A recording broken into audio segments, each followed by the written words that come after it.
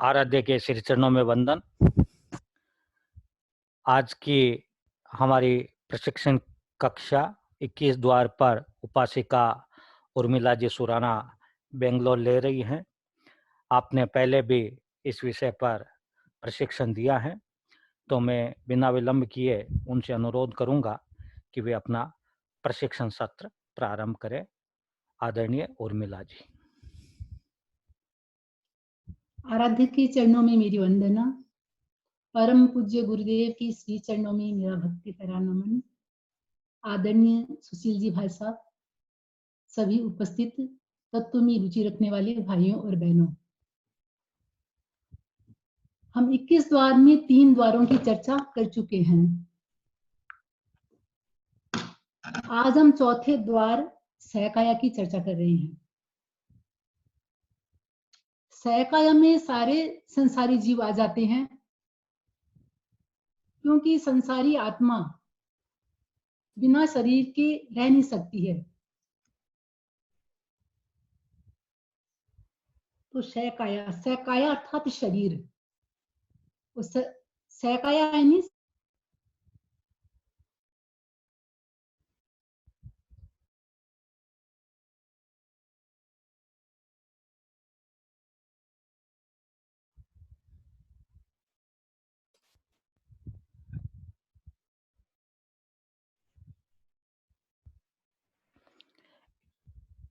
एक मिनट रुकिए उर्मिला जी, कोई वजह से।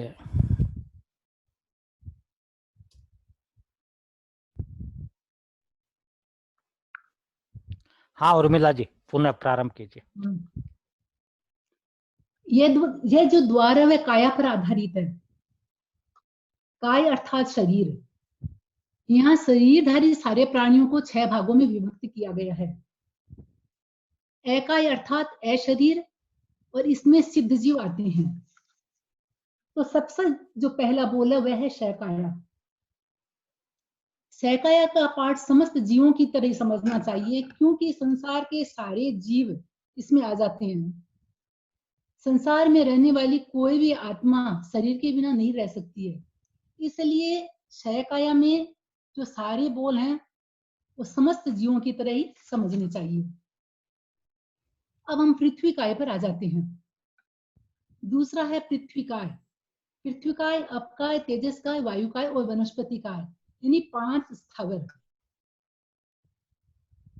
तो 5 स्थावर में जीव के भेद 14 लिए, जीव के प्रथम 4 भेद लिए गए हैं। क्यों? कि जो प्रथम जो एकेंद्रिय के जो 4 भेद हैं, ये ही 4 भेद इनमें पाएंगे, और सूक्ष्म और बादर जो भेद होते हैं वो एकेंद्रिय में ही होते हैं। बाकी के सारे जीव तो बादर ही होते हैं, त्रश होते हैं। इसलिए इन 5 में ही जीव के प्रथम 4 भेद लिए गए हैं। और गुण स्थान, चूंकि ये एकेंद्रीय जीव हैं और ये एकांत मिथ्यात्वी ही होते हैं, इसलिए इनमें सब में पहला गुण स्थान ही लिया गया है। योग, तो यूं तो एकेंद्रीय में 3 योगी पाते हैं, औदारिक, औदारिक मिश्र और कार्मण। क्योंकि शरीर प्राप्ति पूर्ण होने के बाद जो क्रिया हलन चलन होती है वह औदारिक का योग, शरीर प्राप्ति पूर्ण होने से पहले कार्मण के साथ औदारिक का मिश्र होता है, और कार्मण का योग है अंतराल गति की अपेक्षा से। लेकिन वायु काय में वैक्रिय और वैक्रिय मिश्र भी माना गया है। तो वैक्रिय काय, वायु काय में 5 योग, और समस्त पृथ्वी काय, अपकाय, तेजस काय और वनस्पति काय में 3-3 योग हैं। अब है उपयोग। क्योंकि एकेंद्रीय एकांत मिथ्यात्वी ही होते हैं, इसलिए कम से पहले, क्योंकि इनके सिर्फ एक ही इंद्रिय होती है, और इसलिए इन मिथ्यात्वी की अपेक्षा से मतिश्रुत अज्ञान और अचक्षु दर्शन, ये 3 उपयोग लिए गए हैं। और लेस्या, यूं तो इन 5 स्थावर में 3 ही लेस्या होती है, कृष्ण, नील और कापोत। लेकिन पृथ्वी काय, अपकाय और वनस्पति काय में अपर्याप्त की अपेक्षा से तेजोलेशिया ली गई है, जिसकी चर्चा हम पहले भी कर चुके हैं कि जब कोई तेजोलेशी देवता पृथ्वी काय और अपकाय वनस्पति काय में उत्पन्न हो सकते हैं, चूंकि देवता, जिन देवताओं में तेजोलेशिया है उनकी द्रव्य लेशिया है, और उनकी लेशिया निश्चित है, बदलती नहीं है। इसलिए ये देवता जब पृथ्वी, पानी और वनस्पति में आते हैं तो वे अपर्याप्त अवस्था तक तो उनके तेजोलेशा रहती है पृथ्वी काय, आपका वनस्पति काय में, और पर्याप्त होने के बाद वही कृष्ण, नील और काकोत्व 3 लेशाएं हो जाती हैं। और भाव, इन पांचों में ही 3 भाव लिए गए हैं, उदय, क्षय, उपशमिक और पारिणामिक। क्योंकि इनमें सम्यक तो होती नहीं है, इसलिए उपशम, औपशमिक भाव और क्षयिक भाव हो नहीं सकते। और ये 3 भाव तो 12वें गुणस्थान तक हर संसारी जीव में होते ही हैं।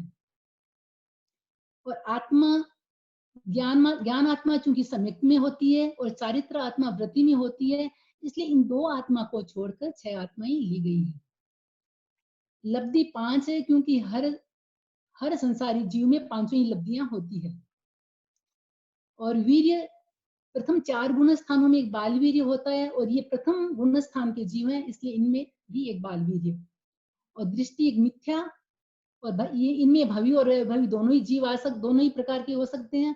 और दंडक इन सब में अपना अपना है, पृथ्वी काय में 12वां, अप काय में 13वां, तेजस काय में 14वां, वायु काय में 15वां और वनस्पति काय में 16वां। और इनमें पक्ष दोनों ही हो सकती हैं, कृष्ण पक्ष और शुक्ल पक्ष, दोनों ही तरह के ये जीव हो सकते हैं। बस सिर्फ इतना ही ध्यान रखना है कि जो जीव एक बार शुक्ल पक्षी बन जाता है वो पुनः कृष्ण पक्षी नहीं बनता। अब है त्रस्काय। तो जीव के 14 भेदों में जो अंतिम 10 भेद हैं वो त्रस्काय के ही भेद हैं, इसलिए त्रस्काय में अंतिम 10 भेद लिए गए हैं और गुण स्थान 14 लिए गए हैं।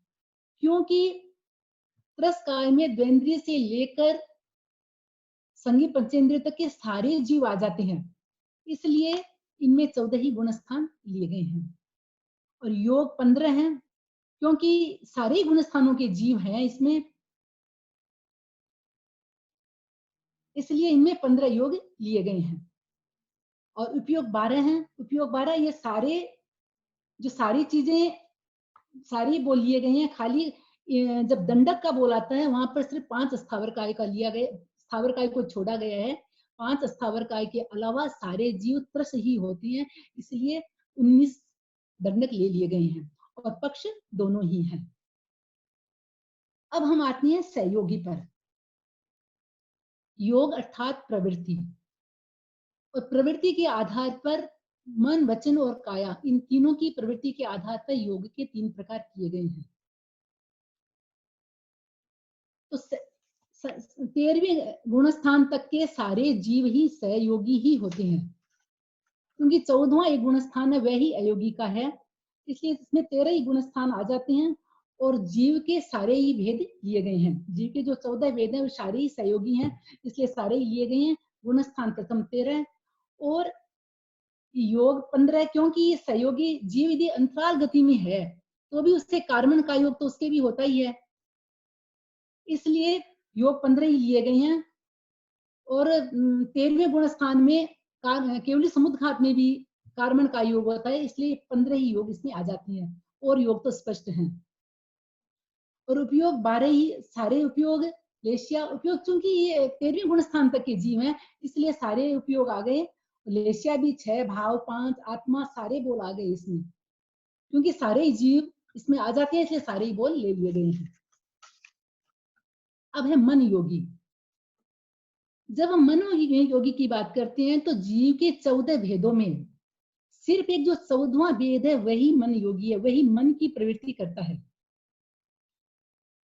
मन की प्रवृत्ति सिर्फ संगी पर्याप्त की ही होती है। यूं तो जो 13वां गुण स्थान है वह भी संगी ही होता है, लेकिन अपर्याप्त अवस्था में मन की प्रवृत्ति नहीं होती है। जब मन पर्याप्ति होती है तब तक वो पूर्ण हो चुका होता है, उसकी पर्याप्तियां पूर्ण हो चुकी होती है, इसलिए उसमें जीव का एक 14वां भेद दिया गया है मन योगी में। और गुण स्थान मन योगी में प्रथम 13 लिए गए हैं, क्योंकि 14 गुण स्थान में तो कोई योग है ही नहीं, तो 12 गुण स्थान तक तो मन योग, द्रव्य योग मन और भाव मन दोनों ही होते हैं।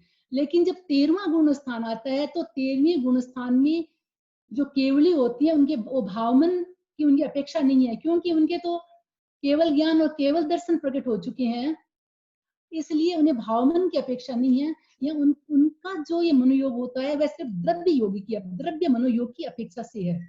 वह भी इसलिए होता है जब अनुत्तर विमान के देवताओं को कोई प्रश्न पूछना होता है,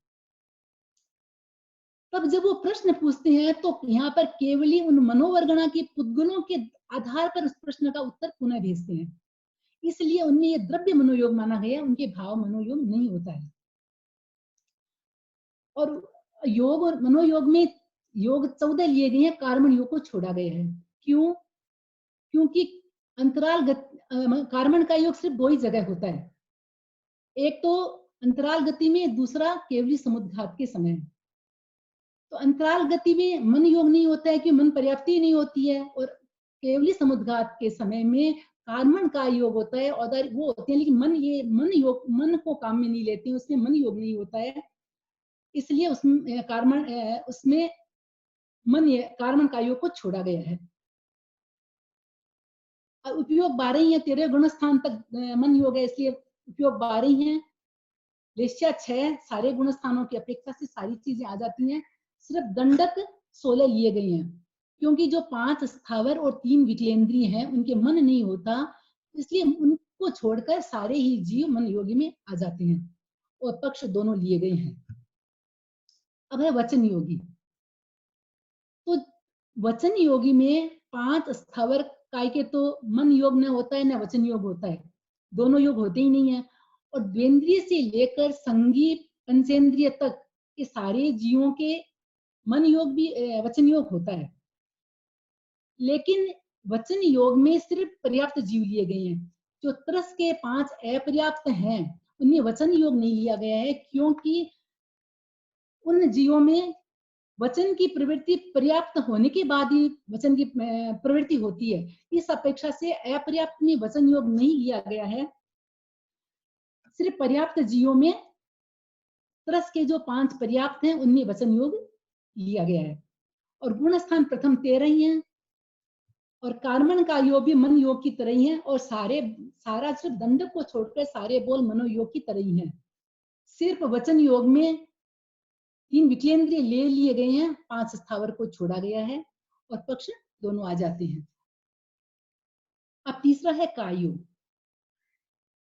जीव के सारे भेदी, क्यों कायोग तो हर जीव के होता है, अंतराल गति में भी कायोग होता है, इसलिए इसमें जीव के सारे ही भेद लिए गए हैं, और 13 ही गुण स्थान लिए गए हैं। यहाँ पर एक बता दूं कि जो 13वें गुण स्थान के जो जीव हैं, उनके द्रव्य मनोयोग तो द्रव्य ही मनोयोग होता है, लेकिन वचन योग और कायोग ये दोनों भावात्मक होते हैं। इसलिए 13वें गुण स्थान इस अपेक्षा, हालांकि तीनों योग है, लेकिन उसे उस अपेक्षा से समझ लें, इसमें भाव योग भी समझ लें। और योग कायोग में भी 15 लिए गए हैं, और सारे के सारे बोल कायोग में आ जाते हैं, क्योंकि सारे जो 14 भेद जीव के हैं, ये सारों में काय की प्रवृत्ति होती है, इसलिए कायोग के सारे आ गए। अब है अयोगी। अयोगी में जीव का एक 14वां भेद लिया गया है, क्योंकि इनमें गुणस्थान सिर्फ एक 14वां होता है, और 14वें गुणस्थान का जीव पर्याप्त ही होता है, इसलिए जीव का भेद एक 14वां, गुणस्थान भी एक 14वां, अयोगी केवली गुणस्थान, क्योंकि 14 गुणस्थान वर्ती जो जीव होता है वह अयोगी होता है, योग नहीं होता है। इसलिए योग भी नहीं है, उनमें लेश्या भी नहीं है। योग और लेश्या इन दोनों का सहावस्थान है, दोनों का संबंध है। जहां योग है वहां लेश्या है, तो जहां लेश्या है वहां योग है। दोनों साथ साथ रहते हैं, लेकिन दोनों का स्वरूप एक नहीं है, दोनों के स्वरूप अलग है, लेकिन रहते दोनों साथ साथ हैं। उपयोग चूंकि ये 14वां गुण स्थान है, इसलिए उपयोग केवल 2 ही होंगे, केवल ज्ञान और केवल दर्शन। और भाव 3 होंगे, उदय, क्षायिक और पारिणामिक। इसकी चर्चा तो हम पहले भी कर चुके हैं कि 14वें गुण स्थान में 3 भाव किस अपेक्षा से होते हैं, फिर भी आज एक बार और कर लें, क्योंकि इनके 4 आघाती कर्मों का उदय है, इसलिए औदयिक भाव, और 4 घाती कर्मों का क्षय हो चुका है, इसलिए क्षायिक भाव, और परिणामिक भाव जीव के साथ रहता ही है। और आत्मा, कषाय आत्मा, योग आत्मा को छोड़ा गया है, क्योंकि कषाय आत्मा 10वें गुण स्थान तक होती है, और योग आत्मा 13वें गुण स्थान तक। क्योंकि ये अयोगी गुण स्थान, अयोगी केवली गुण स्थान है, इसलिए यहाँ पर योग आत्मा नहीं है। लब्धि 5 और छठे गुण स्थान से लेकर 14वें गुण स्थान तक शालेय पंडित ही होती हैं, पंडित वीर्य ही होता है, इसलिए एक ही वीर्य पंडित। दृष्टि सम्यक है, क्योंकि ये मोक्ष जाने वाली है, इसलिए निश्चित भवी है, शुक्ल पक्षी है, और जीव का एक ही भेद होगा 21वां, मनुष्य पंचेंद्रिय का। अब हम 21 द्वार में छठे द्वार पर आ जाते हैं, वो है सवेदी। यहाँ वेद का अर्थ है विकार। तो जो जो जीव के सारे भेद हैं, ये सारे ही सवेदी हैं।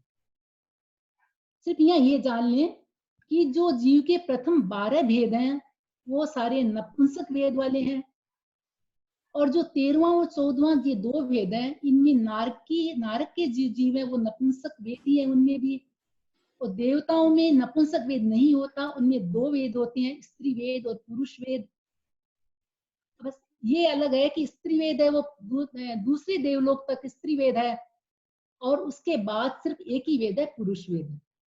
और संगी मनुष्य और संगी तिर्यंच, इनमें तीनों ही वेद पाते हैं, स्त्री वेद, पुरुष वेद और नपुंसक वेद। इस आधार पर ये चर्चा हम कर रहे हैं। इसलिए सवेदी में जीव के सारे ही भेद आ गए 14, और गुण स्थान इनमें 9 ही पाते हैं, क्योंकि 9वें गुण स्थान के प्रारंभ में जीव सवेदी होता है और उसके अंत में अवेदी, यानी जो 9वां गुण स्थान है उसका जो थोड़ा भाग है वो सवेदी का है, और जो बहु भाग है, ज्यादा भाग है, वो है अवेदी का।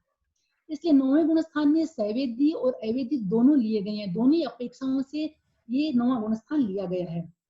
तो तीनों ही वेद में ये प्रथम 9 ही गुण स्थान आएंगे। और योग 15, योग क्योंकि वेद तो जीव के साथ ही रहता है, जब तक 9वें गुण स्थान तक जीव के ये तीनों वेद साथ, तीनों में से कोई भी एक वेद तो रहेगा ही, इसलिए 15 ही योग लिए गए हैं सवेदी में। और उपयोग 2, क्योंकि 9वें गुण स्थान तक सवेदी हैं, इसलिए उपयोग केवल ज्ञान और केवल दर्शन को छोड़ दिया गया है, और सारे बोल, समस्त बोल लिए गए हैं। अब हम आते हैं स्त्री वेद। स्त्री वेद और पुरुष वेद, इन दोनों में अंतिम 2 भेद होंगे, क्योंकि हम पहले ही चर्चा कर चुके हैं कि जो 12 भेद है वो नपुंसक के ही हैं। इसलिए जो 13वां और 14वां 2 जीव के 2 भेद हैं, उनमें तीनों ही वेद आते हैं। कोई स्त्री वेद, संगी तिर्यंच और संगी मनुष्य में स्त्री वेद, पुरुष वेद, नपुंसक वेद तीनों हो सकते हैं, अलग अलग नारक अलग अलग की अपेक्षा से। तो स्त्री वेदी है वो तो संगी ही होती है, स्त्री होती है वो संगी ही होती है, इसलिए उसमें जीव के अंतिम 2 भेद, पुरुष वेद में भी अंतिम 2 भेद। और गुण स्थान प्रथम 9, और स्त्री वेद में योग में 2 योग नहीं लिए गए हैं, आहारक और आहारक मिश्र। इसकी चर्चा हम पहले कर चुके हैं कि स्त्री को आहारक लब्धि प्राप्त नहीं हो सकती, क्योंकि आहारक लब्धि के लिए 14 पूर्वों का ज्ञान जरूरी है, और स्त्री 14 पूर्वों का ज्ञान नहीं कर सकती। इसलिए स्त्री में आहारक आहारक मिश्र को छोड़ा गया है, और पुरुष में इन्हें लिया गया है। और उपयोग तीनों में ही 10-10 लिए गए हैं, क्योंकि ये 9वें गुण स्थान तक वेद है, इसलिए केवल ज्ञान और केवल दर्शन नहीं हो सकते, इसलिए 10-10 उपयोग हैं। लेश्या 6, और सारे बोल हैं सिर्फ दंडक में।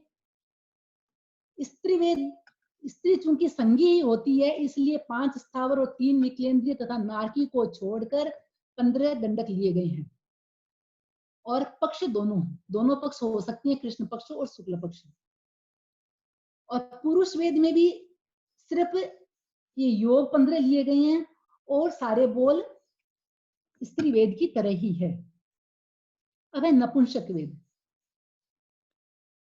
क्योंकि नपुंसक वेद जीव के 14 भेदों में ही हो सकते हैं, 12 तक तो नपुंसक ही हैं, लेकिन 13वें 14वें भेद में भी नारकी जीव नपुंसक ही होते हैं, संगी मनुष्य और संगी तिर्यंच में भी नपुंसक होते हैं। इस अपेक्षा से नपुंसक में जीव के 14 भेद लिए गए हैं, और गुण स्थान 9 लिए गए हैं। अब नपुंसक 2 तरह की होती हैं, एक तो जन्म से नपुंसक होते हैं, और एक होती है कृत नपुंसक। तो ये जो 9 गुण स्थान है, ये गुण नौ गुण स्थान की जहां बात है, ये कृत नपुंसक की अपेक्षा से है। और योग इनमें 15 लिए गए हैं और सारे बोल सारे ही लिए गए हैं। सिर्फ देवता नपुंसक वेद, देवताओं में नपुंसक वेद नहीं होता है, सिर्फ 2 ही वेद होते हैं, स्त्री वेद और पुरुष वेद। इस अपेक्षा से उनमें 13 देवता के छोड़कर सिर्फ 11 बोल लिए गए हैं। और पक्ष दोनों हो गए, कृष्ण पक्ष और शुक्ल पक्ष। 5वां है अवेदी। अवेदी अर्थात जिनका वेद या तो उपशम हो गया है या क्षीण हो गया है। तो उपशम और क्षीण करने वाले जो होंगे वे जीव उन्हें पर्याप्त ही होंगे, वे पर्याप्त ही होंगे। इसलिए जीव का इनमें 14वां एक ही भेद लिया गया है। और अवेदी में अंतिम 6 गुण स्थान है, क्योंकि जो 9वां गुण स्थान है वो उसका प्रारंभ शैवेदी है और अंत में अवेदी है, इसलिए 9वां गुण स्थान शैवेदी और अवेदी दोनों में आ जाता है। इसलिए अवेदी में अंतिम 6 गुण स्थान लिए गए हैं। और योग 7 लिए गए हैं, जैसा कि अनिंद्रिय में थे 7, वैसे ही 7 इनमें लिए गए हैं।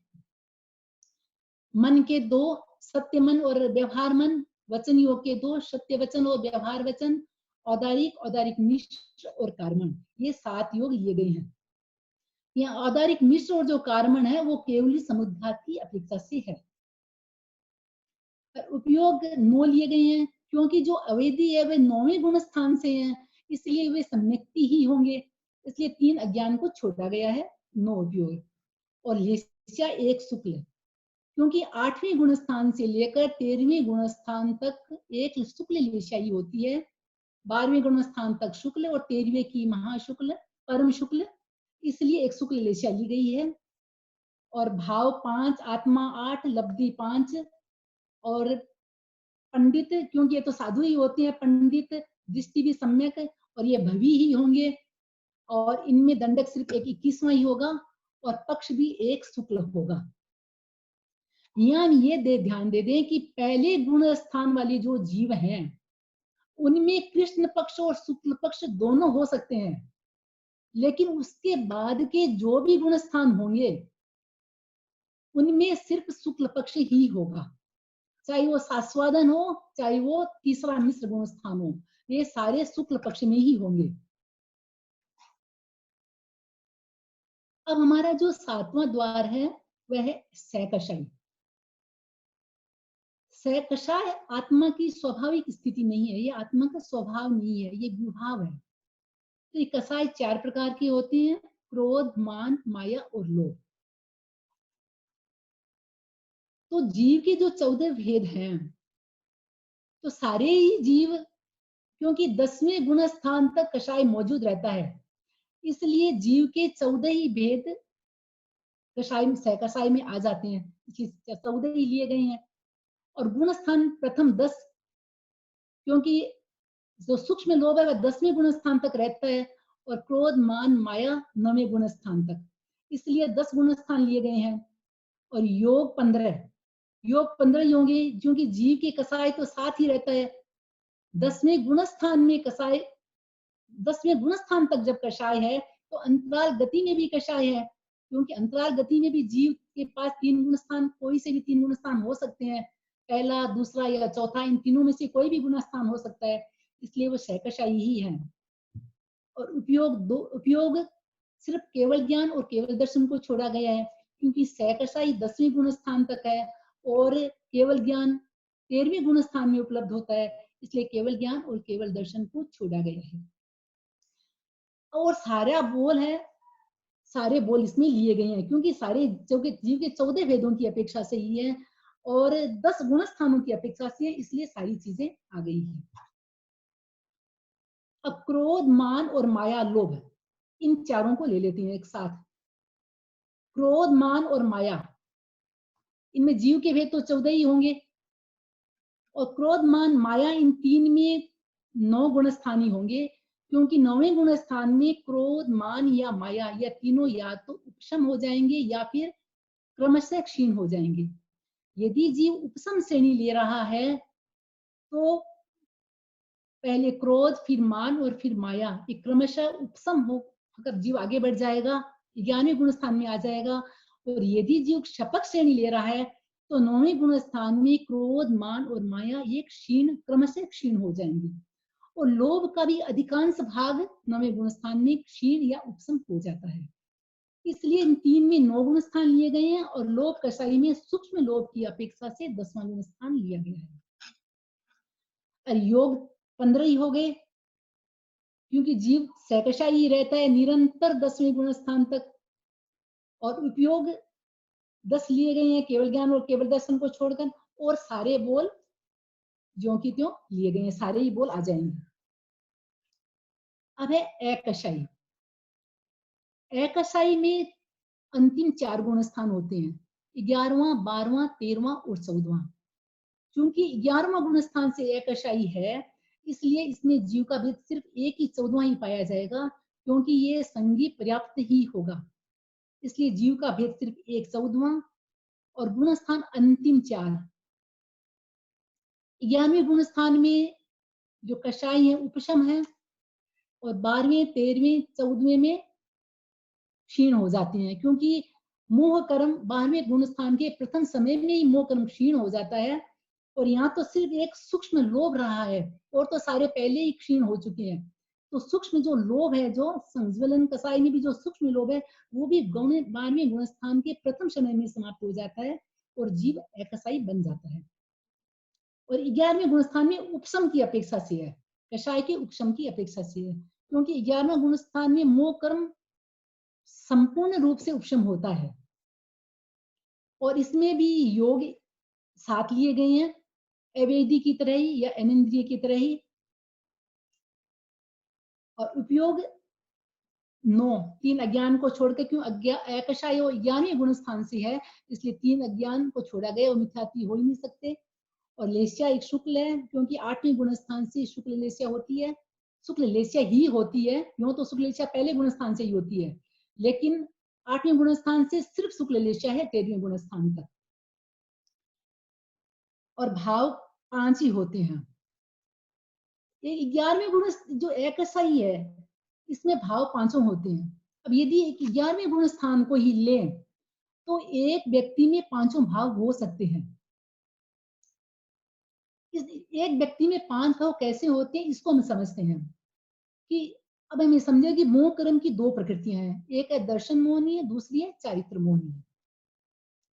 यदि कोई छायक सम्यक्ति जीव, यानी कि जिसके दर्शन मोहनी की प्रकृतियां छायक सम्यक, तो दर्शन मोहनी की प्रकृतियां जब क्षय हो जाती है तब छायक सम्यक प्राप्त होती है। तब जब कोई छायक सम्यक्ति जीव उपशम श्रेणी लेता है, तब 11वें गुण स्थान में एक जीव के 5 भाव हो सकते हैं। तो दर्शन मोहनीय का क्षायिक भाव और चारित्र मोहनीय 11वें गुण स्थान में पूर्ण उपशम होता है। ये पूर्ण उपशम की स्थिति सिर्फ 11वें गुण स्थान में होती है। उस अपेक्षा से औपशमिक भाव और 3 घाती कर्मों का, यूं कहें कि 7 कर्मों का उदय ही रहता है इस, और औदयिक भाव और 3 ज्ञानावरणीय, दर्शनावरणीय, अंतराय, इन 3 कर्मों का क्षयोपशम रहता है। इस अपेक्षा से क्षयोपशमिक भाव और पारिणामिक भाव जीव के साथ रहता है। इस अपेक्षा से एक 11वें गुण स्थान में एक व्यक्ति में 5 भाव हो सकते हैं। और 12वें, 13वें और 14वें गुण स्थान में तो अपशमिक भाव नहीं होता है।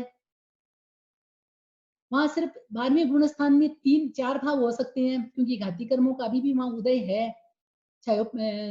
औपशमिक भाव वहां नहीं है, 4 भाव वहां हो गए। टोटल मिला लें एकशाई में तो 5 भाव हो जाते हैं। और आत्मा 7 ली गई है, क्योंकि कषाई आत्मा नहीं है, एकशाई है इसलिए। और वीर्य 5 है और एकशाई है, इसलिए पंडित वीर्य है, दृष्टि भी सम्यक है, वो भवी ही होगा। और दंडिक भी 21वां ही होगा और लेशा भी एक शुक्ल ही होगी। अब है शैलेशी। शैलेशी माने लेश्या सहित। लेश्या किसे कहते हैं? जो चेतना, तेजस शरीर के साथ जो काम करने वाली चेतना है, जो भावधारा है, उसे हम लेश्या कहते हैं। तो पहले गुण स्थान से लेकर 13वें गुण स्थान तक के जीव शैलेशी होते हैं। अलग अलग जीवों में अलग अलग लेशाएं होती है। ये जो शैलेशी का जो बोल है वो सारा सहयोगी की तरह ही समझना चाहिए, क्योंकि हमने पहले ही कहा था कि जहाँ लेशा होती है वहाँ योग होता है, जहाँ योग है वहाँ लेशा है, इसलिए सारा वैसे ही है। इसलिए जीव के भेद 14 ही आ जाते हैं और गुण स्थान प्रथम 13 ही आएंगे, क्योंकि 13 गुण स्थान तक ही लेशा है और उसके बाद लेशा नहीं है, इसलिए 13 ही आ गए। और सारे बोल आ जाते हैं, क्योंकि सारे ही जीव शैलेशी होते हैं 13 गुण स्थान तक के। अब है कृष्ण लेशा। कृष्ण लेशा, नील लेशा और कापोत लेशा, इन तीनों को हम पहले ले लेते हैं। जीव की जो 14 भेद हैं, इनमें असंगी जो 3 पंचेंद्री है, उन सारे जीवों में सिर्फ पृथ्वी, पानी और वनस्पति को छोड़ दें तो सारे ही जीवों में ये 3 लेशा ही होती है, कृष्ण, नील और कापोत। सिर्फ पृथ्वी, पानी और वनस्पति में अपर्याप्त की अपेक्षा से तेजोलेशा ली गई है, जिसका संदर्भ की हम चर्चा पहले भी कर चुके थे कि जब कोई तेजोलेशी देवता, चाहे भुवनपति, व्यंतर, ज्योतिष और वैमानिक, जिनमें तेजोलेशा होती है, क्योंकि देवताओं की लेशा द्रव्य लेशा ही होती है, वो बदलती नहीं है, इसलिए यदि ये देवता यदि पृथ्वी, पानी और वनस्पति में यदि उनका आयुष्य का बंध होता है, तो वो उनमें अपर्याप्त अवस्था तक वहां उनमें यही लेशा रहती है, जो लेशा ही रहती है, और पर्याप्त होने के बाद में उनमें ये 3 अप्रशस्त लेशा ही आ जाती है। इसलिए जीव के 14 ही भेद ले लिए गए हैं इसमें। और गुण स्थान कृष्ण, नील और कापोत, इन तीनों में ये 3 अप्रशस्त लेशाएं छठे गुण स्थान तक ही होती है। ये कह दें कि छठे गुण स्थान तक 6 लेशा होती है। ये भी हम आगे आगे की इसी में ले लेते हैं कि 6 लेशाएं छठे गुण स्थान तक 6 होती है, और ये 3 तो 6 तक ही होती है, और तो और भी आगे बढ़ती है, लेकिन ये 3 आगे नहीं बढ़ती है। और इनमें योग 15 ही लिए गए हैं, सारे योग आ जाएंगे।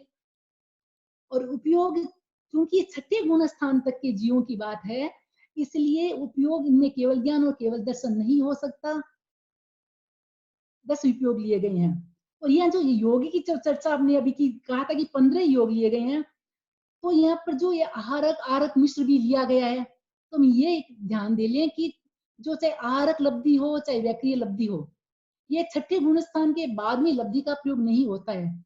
जो प्रमादी जब साधु के प्रमाद रहता है, प्रमत्त साधु होता है, वही लब्धि का प्रयोग करता है, 7वें गुण स्थान में लब्धि का प्रयोग नहीं होता है। इसलिए यहाँ आरक आरक मिश्र उस अपेक्षा से भी लिया गया है, इसलिए 15 योग हो गए। अब जो कृष्ण लेशा वाली है उनमें कृष्ण लेशा, नील लेशा वाले में नील, अपनी अपनी लेशा हो गई। क्योंकि ये छठे गुण स्थान तक के जीवों की है, इसलिए इनमें भाव 5 हो गई, आत्मा भी 8 हो गई, लब्धि भी 5 हो गई, वीर्य भी 3, दृष्टि भी 3, और भवि अभवि दोनों हो गए। अब आ गए दंडक। तो कृष्ण लेशा किन किन जीवों में होती है? तो सिर्फ जो 23वां और 24वां दंडक है, ज्योतिष और वैमानिक, उनमें कृष्ण ये 3 लेशाएं नहीं पाती है, क्योंकि जो ज्योतिष के देवता हैं उनमें सिर्फ एक तेजोलेशा पाती है, और वैमानिक देवताओं में पहले दूसरे देवलोक तक तेजोलेशा, तीसरे चौथे पांचवें देवलोक में पद्मलेशा, और छठे से सर्वार्थ सिद्ध तक एक शुक्ल लेशा होती है। इसलिए इन दोनों दंडकों को छोड़ा गया है और पक्ष दोनों हो गए। अब है तेजोलेशा। तो तेजोलेशा में जीव के जो 3 भेद है उसकी चर्चा हम, तीसरा भेद क्यों है इसकी चर्चा हम पहले ही कर चुके हैं, क्योंकि जो पृथ्वी, पानी और जो वनस्पति है, उनमें जो बादर पृथ्वी, पानी और वनस्पति है, उनमें देवता अगर उत्पन्न हो, तेजोलेशी देवता उत्पन्न हो सकते हैं, इस अपेक्षा से तीसरा बोध लिया गया। और 13वां 14वां बोध तो संगी तिर्यंज, संगी मनुष्य और देवताओं की अपेक्षा लिया गया, इसलिए तीन भेद हो गए, तीसरा, 13वां और 14वां।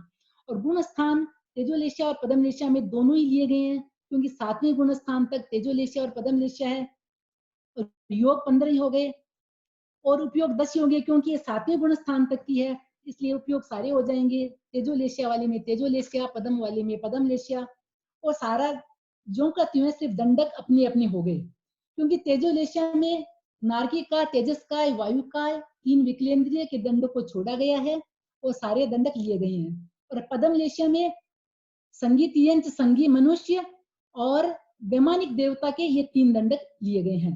और पक्ष दोनों आ गए। और शुक्ल लेस्या में, शुक्ल लेस्या चूंकि खाली संगीत संगी पंचेंद्रिय जीवों की हो सकती है, इसलिए अंतिम 2 ले लिए गए, 2 भेद लिए गए हैं। और गुणस्थान भी प्रथम 13, योग 15 ही होंगे। और चूंकि ये 13वें गुण स्थान तक है, इसलिए उपयोग भी 12 ही लिए गए हैं। शुक्ल लेस्या और भाव 5 आत्माएं सारे लिए गए हैं।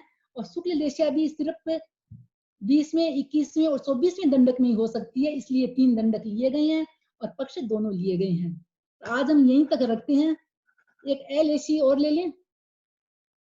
LAC चूंकि संगी पर्याप्त होता है, वही LAC सिर्फ 14वें गुण स्थानवर्ती जीवी होता है, इसलिए एक ही होगा 14वां। और गुणस्थान भी एक 14वां ही होगा। उनमें योग और लेस्या नहीं हो सकती है। योग और क्योंकि वो अयोगी गुण स्थान है, LAC है, और वहां केवल केवल 2 ही उपयोग होंगे, केवल ज्ञान और केवल दर्शन। भाव 3 ही होंगे, उदयक्षायिक और पारिणामिक। कषाय और योग वहां नहीं हो सकते। और लब्धि और तो सारा बोल जैसे पहले आया था अकषायी का, वैसे ही है। तो आज हम 8 द्वार की चर्चा हो चुकी है हमारी। 9वें द्वार की चर्चा हम अगले क्लास में करेंगे। ओम हर। बहुत बहुत आभार। बहुत ही सुंदर क्लास 21 द्वार पर उपासिका उर्मिला जी ने ली। लगभग 1.5 मिनट का समय है और मैं देख रहा हूँ जूम क्लास के प्रति संभागियों का अच्छा आकर्षण है। 70 सदस्यों की उपस्थिति वर्तमान में मैं देख रहा हूँ। और इसके साथ साथ हमने जिज्ञासा का क्रम इस मीटिंग में नहीं रखा है। कुछ प्रश्न आते हैं, उनका हम ग्रुप में उत्तर दे देते हैं। आज भी एक मैं निवेदन करना चाहूँगा कि यहाँ जो भी जुड़े हैं वो जूम में मोर में जाकर रीनेम करके अपना नाम अवश्य लिख दीजिए, नहीं तो हमें पता नहीं चलता। ये कुछ कोड नंबर में या फ़ोन नंबर के मॉडल के हिसाब से ही नाम रहते हैं, पता नहीं चलता। नाम रहने से अच्छा रहता है। और आदरणीय पुष्पा जी भी हमारी काफ़ी मीटिंगों में, ये प्रशिक्षण कक्षाओं में संभागी रहती हैं। उनका मार्गदर्शन हमें सदा मिलता रहता है और अच्छे थोकड़ों की क्लास चल रही है। संजया हो, नियट्टा हो, काय स्थिति, गतागत। और इस सप्ताह हम लघु दंडक की एक प्रशिक्षण कक्षा भी आयोजित कर लेंगे। तो इस हिसाब से मैं सभी संभागियों के प्रति और उर्मिला जी के प्रति उन्हें आभार व्यक्त करता हूँ। और चूंकि अब ये कभी भी किसी भी क्षण संपन्न हो सकती है जूम की क्लास, तो हम स्वतः ही इसको यहाँ पर संपन्न करते हैं। ओम अरहम पुनः आभार। ओम हर।